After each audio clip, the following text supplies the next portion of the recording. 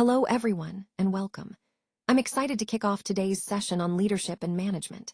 The title of our presentation is How to Build Effective Stakeholder Management and Engagement. Throughout this talk, we'll explore why progress really depends on people, understanding their priorities, incentives, and how to get everyone aligned.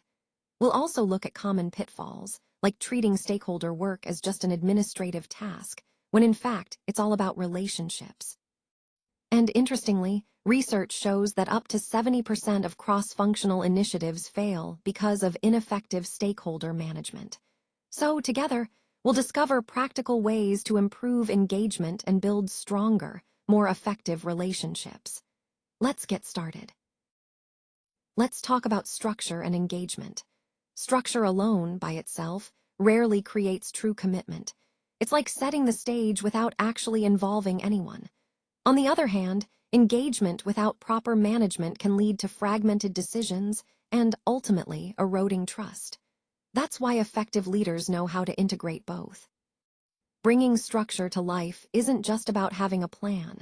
It's about how you interact with people, building trust, surfacing different perspectives, and involving stakeholders in shaping the decisions that matter.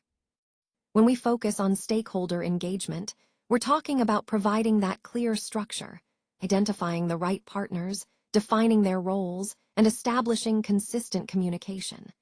This keeps everyone aligned and ensures the work stays on track.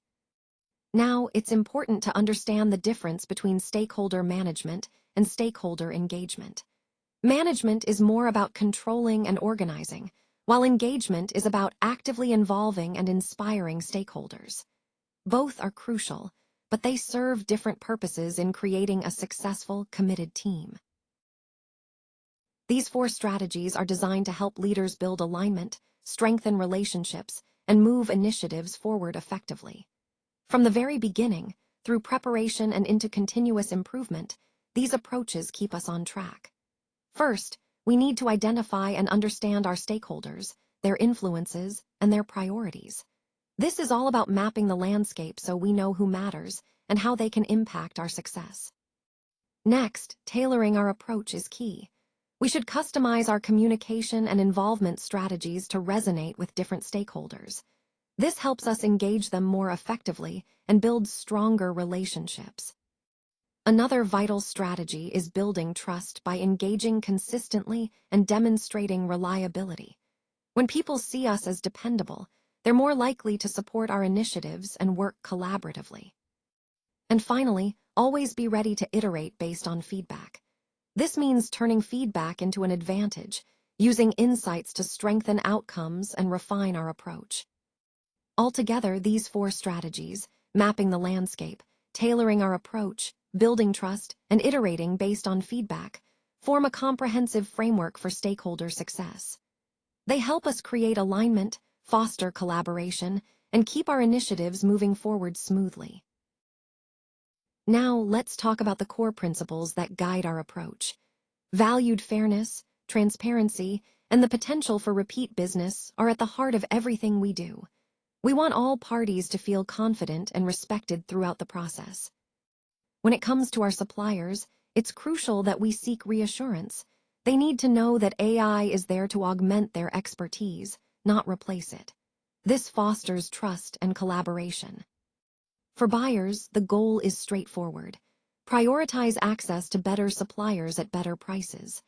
That way, everyone benefits from more efficient and effective partnerships.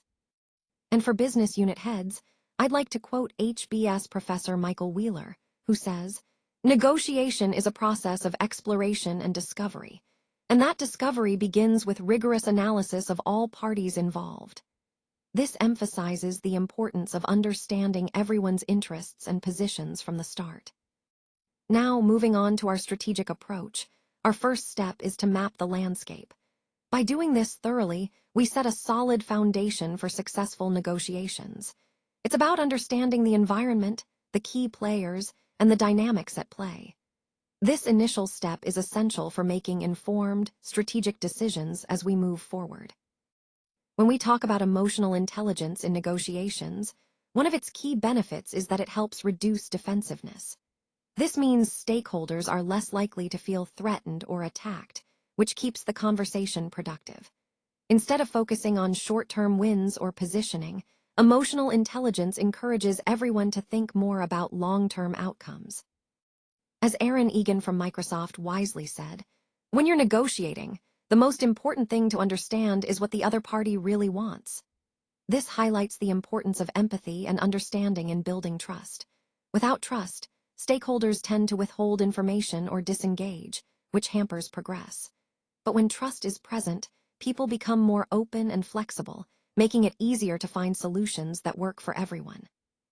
This is why building trust through emotional intelligence is so essential. It aligns perfectly with our overall theme of effective stakeholder management, fostering relationships that last and lead to better, more sustainable results. Now, let's look at a real-world example that really highlights these concepts in action. Hawkins' development needed lease certainty to secure financing, which means they wanted a lease agreement that was clear and reliable enough to give lenders confidence. On the other hand, Discount Marketplace needed flexibility because the retail environment is constantly changing, and they had to adapt quickly to new market conditions. What's really important here is that managing stress and acknowledging risk played just as critical a role as negotiating the actual price. This shows us that the relational dimension, building trust, understanding each other's needs, really drives the outcomes of these negotiations. So, in this case study of Hawkins and Discount Marketplace, we see how balancing these relational factors with the concrete terms of the deal ultimately led to a successful outcome for both parties. This example underscores the overall theme of our presentation, that effective negotiations aren't just about the numbers, but about managing relationships and risks thoughtfully. When it comes to communicating effectively, one size definitely doesn't fit all. It's crucial to tailor your communication style, the level of detail you provide, and how you frame your message to each stakeholder's specific concerns. If you use a one-size-fits-all approach, you risk undermining progress because you're not addressing what truly matters to each party. Take the Vericampos, Regia's negotiation as an example. It clearly shows that each side responded to very different underlying priorities. Understanding these differences allowed for more targeted and effective communication.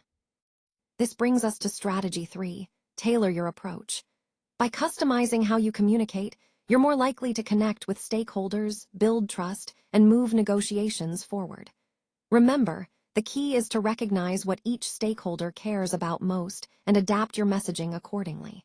That's how we make progress in complex negotiations. When we talk about feedback, it's important to remember that it should do more than just improve individual decisions. It should actually inform and shape our systems and processes, turning them into a real source of competitive advantage. This shift from a procedural focus to a strategic one is crucial. If stakeholders keep coming back and engaging, that's a strong sign that their feedback is being genuinely integrated, not just acknowledged superficially. Repeat participation signals that they see value in the process and that their input is making a difference. Now, the most powerful feedback comes from wise buyers who set clear guardrails for AI chatbots, ensuring that these tools include wins not only for the organization, but also for suppliers. When design encourages mutual benefit, participation becomes more natural and sustainable. Finally, embedding stakeholders' interests into the design of your feedback mechanisms helps turn this input into a true strategic advantage. It's about creating a feedback loop that benefits everyone involved and drives your overall strategy forward. Let's talk about turning feedback into real improvement. When we actively listen and adapt, we create opportunities to grow and refine our approach. This is crucial in keeping our initiatives on track. Next, tailoring every engagement is key. Every stakeholder, team member, or partner has unique needs and perspectives. Customizing our communication and actions helps foster stronger connections and buy-in. Building trust through emotional intelligence is another vital element. When we understand and manage our emotions and recognize those of others, we create a more collaborative and motivated environment. Trust is the foundation for successful execution. Understanding priorities up front is also essential. Clarifying what matters most early on helps us stay aligned and avoid unnecessary detours. It ensures everyone is moving in the same direction. Remember, organizations that succeed with complex initiatives aren't necessarily those with the most detailed plans. Instead, they're the ones that consistently align their people and keep everyone focused on shared goals. Mastering the art of stakeholder alignment is about continuous communication, empathy, and flexibility. When we get this right, we turn complex challenges into achievable successes. Now, moving on to leadership and management, I want to emphasize how crucial these skills are in shaping your professional journey. At HBS Online, we offer a course called Explore Negotiation Mastery, which is designed to elevate your ability to negotiate effectively in various situations. And as a bonus, you can download a free leadership ebook that provides valuable insights to help unlock your full potential as a leader. So, if you're ready to go further to deepen your impact, I encourage you to take advantage of these resources. Developing strong leadership and management skills isn't just about personal growth. It's about making a tangible difference in your organization and in the lives of those you lead. Remember, effective leadership is a continuous journey, always growing, always learning.